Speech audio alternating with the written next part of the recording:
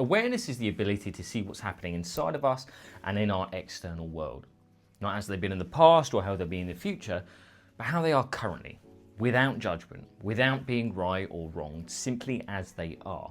If you're anything like me, I'm sure at some point in your life, you've reacted. You shouted at someone and regretted it later. You've said something that you didn't mean. You've acted in a way which you wouldn't typically. And this is because you're human. It's not about being perfect, but it's about being present. Because when we are present, we can see these thoughts. We can see these feelings as they come into our mind and then choose to react to them, or choose to respond to them rather. The results in our life are as a result of the actions we take. And we want those actions to be ones that we have chosen, rather than ones we've just done because it's how we've always done it, or how it's always been done in the past, or how our friends or family did it.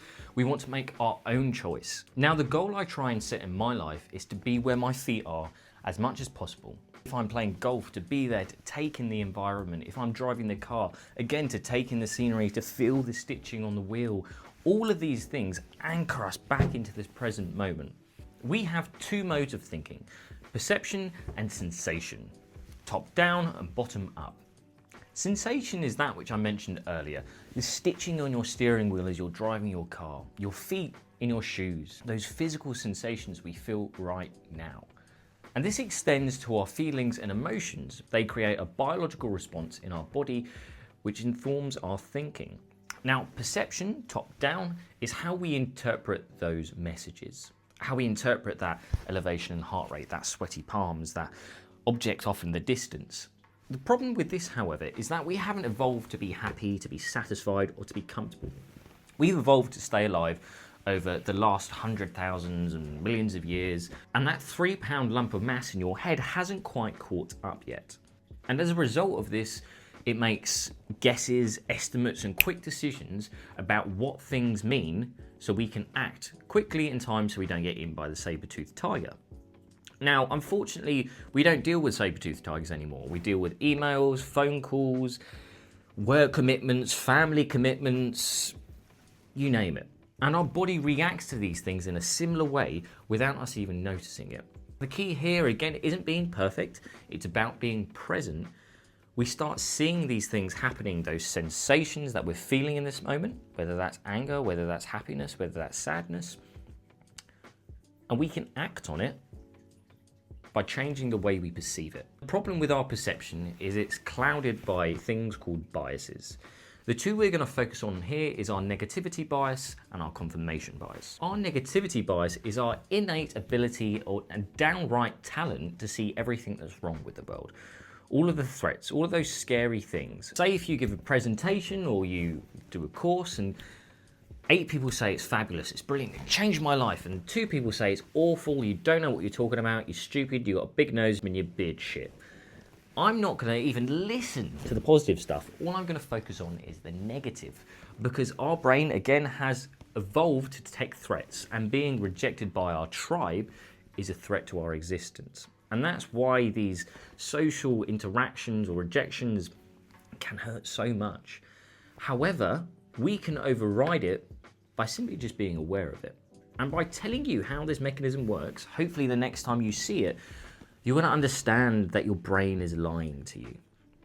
The confirmation bias is the way in which our brain finds evidence that supports our own thinking. So if I asked you to look around your room that you find yourself in now, I want you to focus on everything that's blue and try and count as many blue things as you can. I'll give you 10 seconds to do that.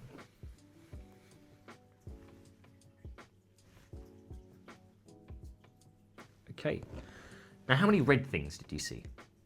I imagine not many, because again, the question frames the answer. And I'm sure you did see red things, but you didn't take any notice of them because you were focused on what's blue. Now, this is the way our brain works. It focuses on what reinforces that story we're telling ourselves and ignores all the rest. Now, I want you to look around the room and focus on everything that's red. Again, I'll give you a couple of seconds. Okay, cool. And I'm sure you found more red this time.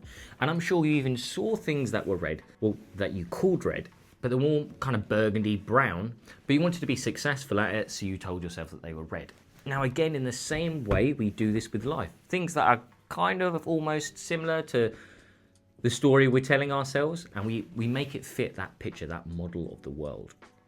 Because we don't see the world as it is, but we see the world as we are. We see it through the lens and the filters of our identity, of our beliefs and our stories. But by becoming aware of that lens through which we see the world, we cultivate that awareness and we realize that our brain is lying to us. Again, it's not about being perfect, it's about being present, because when we're present, we can question things. And quite frankly, you need to question everything, because those beliefs, those stories, those identities that we have formed, again, are not ones that you've chosen.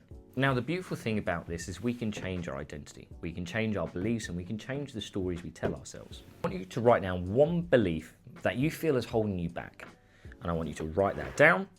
I then want you to write down below it the complete opposite of that statement. So say if it's that I'm stupid, say that I'm a genius.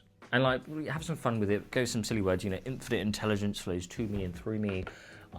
Isaac Newton had nothing on me. And then I want you to find evidence that supports that you are intelligent rather than being stupid or whatever your belief is about yourself. That was just one of mine that I had in the past. By questioning this and asking, is there any evidence that supports this theory? You will find it. And your brain will start to find more evidence of why we're smart, of why we're this good thing, of about this positive belief we have about ourselves, and it starts to inform that. And again, you're still going to have those old negative beliefs, but slowly, by questioning them and then writing the opposite of it, finding evidence, we're slowly starting to rewrite the story we're telling ourselves about who we are, about what we can achieve, and about the type of life